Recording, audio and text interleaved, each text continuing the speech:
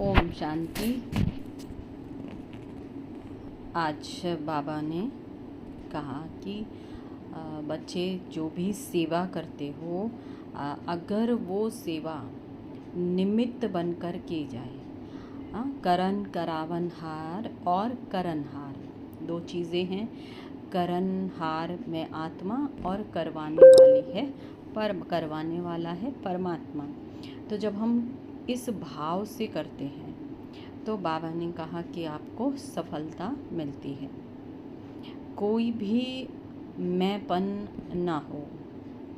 अब वो मैंपन किसी भी रूप में हो सकता है, किसी भी तरीके से हो सकता है।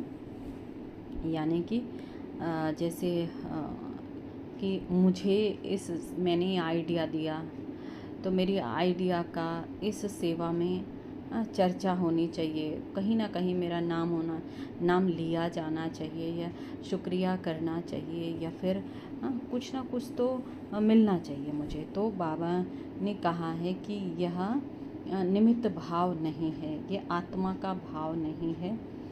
तो बाबा ने कहा काम करवाने का मालिक मैं हूँ, मतलब मैं करवा रहा हूँ, आप तो सिर्फ कर रहे हैं और कर भी नहीं रहे हैं। जब करवा ही मैं रहा हूँ तो कर भी वही रहा होगा। सिर्फ हम ये समझें कि हम तो कठपुतली की तरह जो है सिर्फ हाथ पैर को इधर उधर घुमाते हैं, जैसे आत्मा है और शरीर है।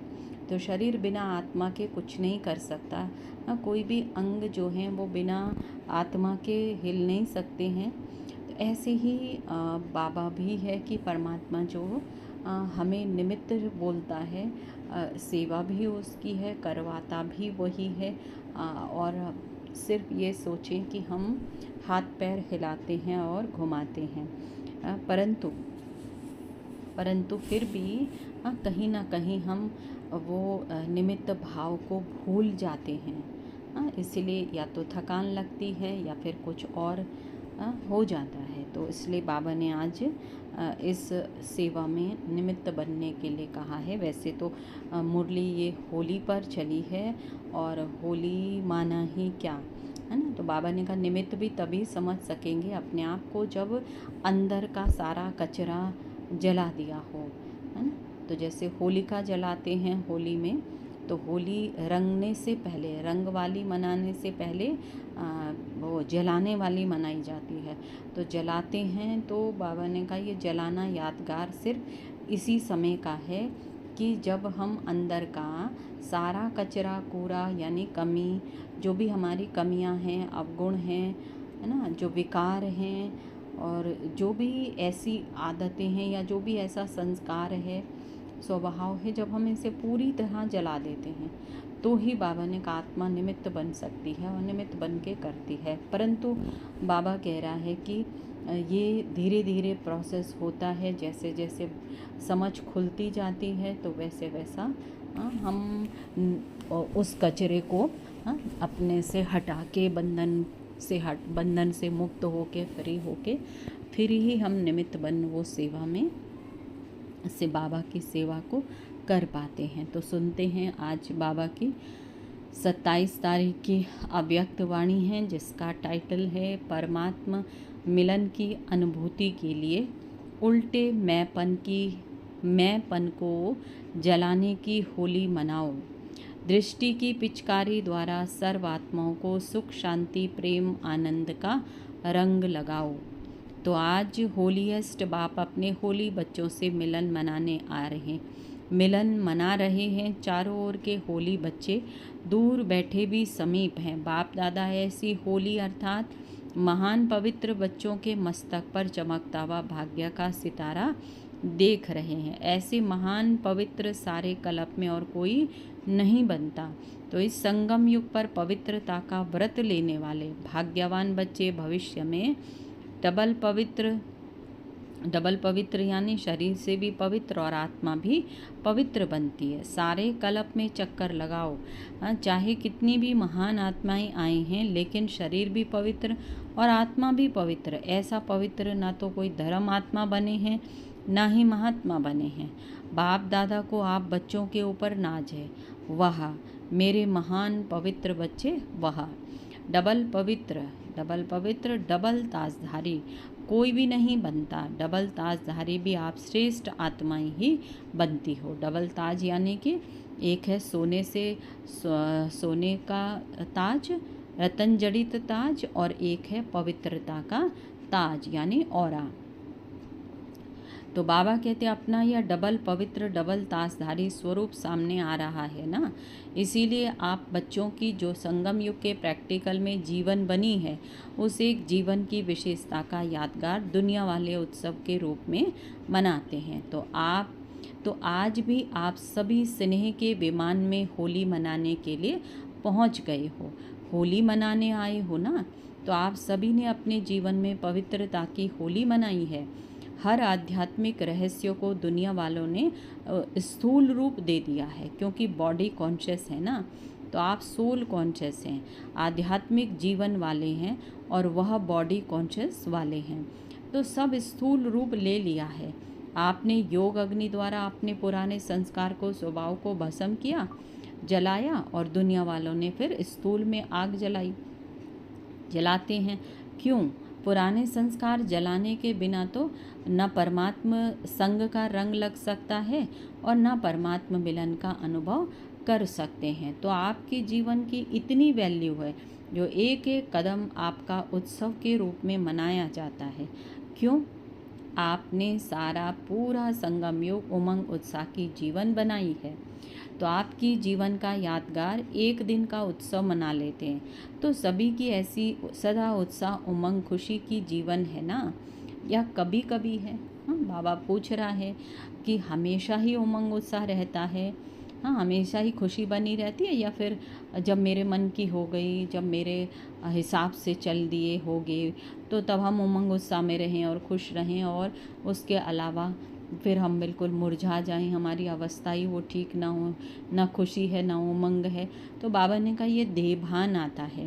और देहभान, क्योंकि आत्मा तो हमेशा है ही क्या, उमंग उत्साह में। तो उस वक्त हम आत्मा कॉन्शियस नहीं है, हम देह के कॉन्शियस में हैं। तो बाबा कहते हैं सदा उमंग की, जो समझते हैं सदा उत्साह में रहते हैं, खुशी में रहते हैं। खुशी हमारे जीवन का विशेष परमात्मा गिफ्ट है। कुछ भी हो जाए, लेकिन ब्राह्मण जीवन की खुशी उत्साह उमंग नहीं जा सकता। ऐसे अनुभव होता है, वो हाथ उठाओ। तो बाप दादा हर बच्चे का चेहरा सदा खुशनुमा देखना चाहते हैं, क्योंकि आप जैसा खुश नसीब न कोई बना है न बन सकता है। भिन्न भिन्न वर्ग वाले बैठे हो, तो ऐसा अनुभवी मूर्त बनने का स्वप्रति प्लान बनाया है। तो बाप दादा खुश होते हैं, आज फलाना वर्ग आए हैं, वेलकम, मुबारक हो आए हैं। सेवा का उमंग उत्साह अच्छा है, लेकिन पहले स्व का प्लान बाप दादा ने देखा है। प्लान्स सभी वर्ग वाले एक दो से आगे बनाते हैं और बहुत अच्छे अच्छे बनाते हैं। साथ साथ स्व उन्नति का प्लान बनाना बहुत आवश्यक है। तो बाप दादा यही चाहते हर वर्ग स्व उन्नति के प्रैक्टिकल प्लान बनाएं और नंबर लेवें। जैसे संगठन में इकट्ठे होते हो, चाहे फॉरेन वाले चाहे देश वाले मीटिंग करते हो, प्लान बनाते हो, तो बाप दादा उसमें भी राजी है।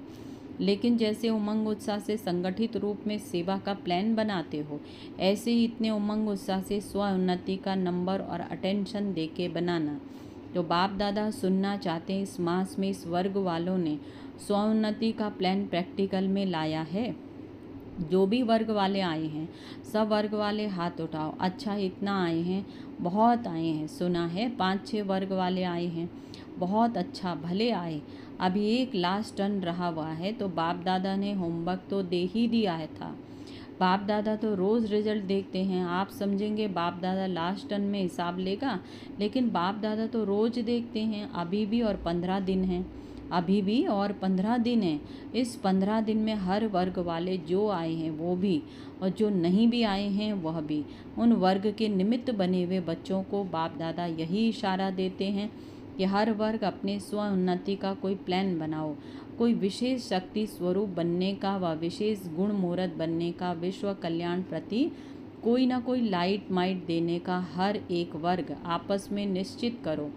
और फिर चेक करो कि जो भी वर्ग के मेंबर हैं, मेंबर बने, बहुत अच्छा किया, लेकिन हर मेंबर नंबर 1 होना चाहिए। सिर्फ नाम नोट हो गया फलाने वर्ग के मेंबर हैं, नहीं, फलाने वर्ग के स्वोन्नति के मेंबर हैं, यह हो सकता है। हाँ? जो वर्ग के निमित्त हैं वह निमित्त बनने वाले उठो। फॉरेन में भी जो 4-5 निमित्त हैं वह उठो। तो बाप दादा को सभी बहुत शक्तिशाली मूर्तें लगती हैं, बहुत अच्छी मूर्तें हैं। तो आप सभी समझते हो 15 दिन में कुछ करके दिखाएंगे। बोलो हो सकता है, और क्या बोलो, क्या हो सकता है। तो प्रशासक वर्ग ने प्लान बनाया है कि कोई भी गुस्सा नहीं करेंगे। उनकी इंक्वायरी भी करते हो। हाँ, बाबा फिर पूछ रहा है कि इंक्वायरी भी करते हो कि सारा दिन ये गुस्सा नहीं करते। तो आप टीचर्स बहनें हिम्मत रखती हो, 15 दिन में इंक्वायरी करके हम रिज़ल्ट बता सकते हैं। फॉरेन वाले तो हाँ कर रहे हैं, आप क्या समझते हो सकता है। तो भारत वाले बताओ हो सकता है। तो बाप दादा तो आप सभी की सूरतें देख लगता है कि रिज़ल्ट अच्छी है, लेकिन अगर 15 दिन भी अटेंशन रखने का पुरुषार्थ करेंगे तो ये अभ्यास आगे भी काम आएगा। अभी ऐसे मीटिंग करना, जो जिसको लक्ष्य लेना हो, किसी भी गुण का, किसी भी शक्ति रूप का, इसमें बाप दादा नंबर देंगे। बाप दादा तो देखते रहते हैं नंबर 1 वर्ग स्व सेवा में कौन कौन है, क्योंकि बाप दादा ने देखा कि प्लान तो बहुत अच्छा बनते हैं, लेकिन सेवा और स्व उन्नति दोनों अगर साथ साथ नहीं है तो सेवा के प्लान में जितनी सफलता चाहिए उतनी नहीं होती है। इसीलिए समय की समीपता को सामने देखते हुए सेवा और स्व उन्नति को कंबाइंड रखो। सिर्फ स्व उन्नति भी नहीं चाहिए, सेवा भी चाहिए, लेकिन स्व उन्नति की स्थिति से सेवा में सफलता अधिक होगी। स्व के या स्व उन्नति के सफलता की निशानी है स्वयं भी, दोनों में स्वयं से स्वयं भी संतुष्ट, और जिनकी सेवा करते हैं उन्हों को भी सेवा द्वारा संतुष्टता का अनुभव है। अगर स्व को व जिनकी सेवा के निमित्त हैं उन्हों को संतुष्टता का अनुभव नहीं होता तो सफलता कम और मेहनत ज़्यादा करनी पड़ती है। तो आप सभी जानते हो सेवा में व स्वोन्नति में सफलता प्राप्त करने की गोल्डन चाबी कौन सी है। अनुभव तो सभी को है। गोल्डन चाबी है चलन, चेहरे, संबंध, संपर्क में निमित्त भाव, निर्माण भाव, निर्मल वाणी। तो जैसे ब्रह्मा बाप और जगदम्बा को देखा, लेकिन अभी कहाँ कहाँ सेवा की सफलता में परसेंटेज होती है। उसका कारण जो चाहते हैं, जितना करते हैं, जितना प्लान बनाते हैं, उसमें परसेंटेज क्यों हो जाती है। बाप दादा ने मेजॉरिटी में कारण देखा कि सफलता में कमी का कारण है एक शब्द, वो कौन सा है, मैं शब्द 3 प्रकार से यूज़ होता है। देही अभिमानी में भी मैं आत्मा हूँ, मैं शब्द आता है। देह अभिमान में भी मैं जो कहता हूँ करता हूँ वो ठीक है, मैं ही बुद्धिमान हूँ, ये हद की मैं। देह अभिमान में मैं भी आता है। और तीसरा है मैं, जब कोई दिल शिकस्त हो जाता है तो भी मैं आता है। जब कोई दिल शिकस्त हो जाता है ना तो भी मैं आता है। मैं ये नहीं कर सकता, ये फिर उनकी भाषा बदल जाती है। तो वो भाषा क्या बोलते हैं, अब मेरे बस की नहीं है, मैं तो नहीं कर सकता, मेरे में तो कोई हिम्मत नहीं है, मैं तो ये सुन नहीं सकता, मैं ये समा ही नहीं सकता हूँ। तो ये बाप दादा तीनों प्रकार के मैं के गीत सुनते रहते हैं। ब्रह्मा बाप ने, जगदम्बा ने जो नंबर लिया उसकी विशेषता यही रही, उल्टे मैंपन का अभाव रहा, अविद्या रही। कभी ब्रह्मा बाप ने यह नहीं कहा मैं राय देता हूँ, मैं राइट हूँ, बाबा बाबा बाबा करा रहा है, मैं नहीं करता हूँ, मैं नहीं होशियार हूँ, बच्चे होशियार हैं। जगदम्बा का भी स्लोगन याद है, पुरानों को याद होगा। जगदम्बा यही कहती हुक्म हुक्म चलाए रहा है, मैं नहीं चलाने वाला बाप चला रहा है, करावनहार बाप करा रहा है। तो पहले सभी को अपने अंदर से या अभिमान और अपमान की मैंपन को समाप्त कर फिर आगे बढ़ो। नेचुरल हर बात में बाबा बाबा निकले, नेचुरल निकले, क्योंकि बाप समान बनने का संकल्प तो सभी ने ले ही लिया है। तो बाप समान बनने में सिर्फ एक रॉयल मैं को जला दो। अच्छा, क्रोध भी नहीं करेंगे, तो क्रोध क्यों आता है? क्योंकि मैंपन आता है। तो होली मनाने आए हो ना, तो पहले होली कौन सी मनाते हैं? जलाने की। वैसे बहुत अच्छे हो, बहुत योग्य हो, बाप की आशाओं के दीपक हो, सिर्फ यह थोड़ा सा मैं को कट कर दो। तो मैं कट करो, एक मैं रखो, दो मैं तो कट कर दो और एक मैं को रखो। तीन मैं बताए ना बाबा ने ऊपर, तो तीन मैं से बाबा ने कहा एक ही मैं रखो और बाकी दो मैं कट करो। क्यों कट करो? क्योंकि बाप दादा देख रहे हैं आपकी अनेक भाई बहनें ब्राह्मण नहीं, अज्ञानी आत्माएं अपनी जीवन से हिम्मत हार चुकी हैं। अभी उनको हिम्मत के पंख लगाने पड़ेंगे। बिल्कुल बेसहारा हो गए हैं, नाउम्मीद हो गए हैं। तो हे रहमदिल, कृपा दयाल, दया करने वाले विश्व की आत्माओं के इष्टदेव आत्माएं, अपनी शुभ भावना, रहम की भावना, आत्म भावना द्वारा उन्हों की भावना पूर्ण करो। आपको वाइब्रेशन नहीं आता दुख अशांति का, तो निमित्त आत्माएं हो, पूर्वज हो, पूज्य हो, वृक्ष के तना हो, फाउंडेशन हो, सब आपको ढूंढ रहे हैं। कहाँ गए हमारे रक्षक, कहाँ गए हमारे इष्ट देव? बाप को तो बहुत पुकारें सुनने आती हैं। अब स्व उन्नति द्वारा भिन्न भिन्न शक्तियों की सकाश दो। हिम्मत के पंख लगाओ अपनी दृष्टि द्वारा। दृष्टि ही आपकी पिचकारी है, तो अपनी दृष्टि की पिचकारी द्वारा सुख का रंग लगाओ, शांति का रंग लगाओ, प्रेम का रंग लगाओ, आनंद का रंग लगाओ।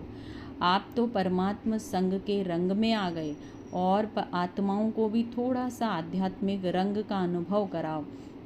तो परमात्मा मिलन का, मंगल मेले का अनुभव कराओ।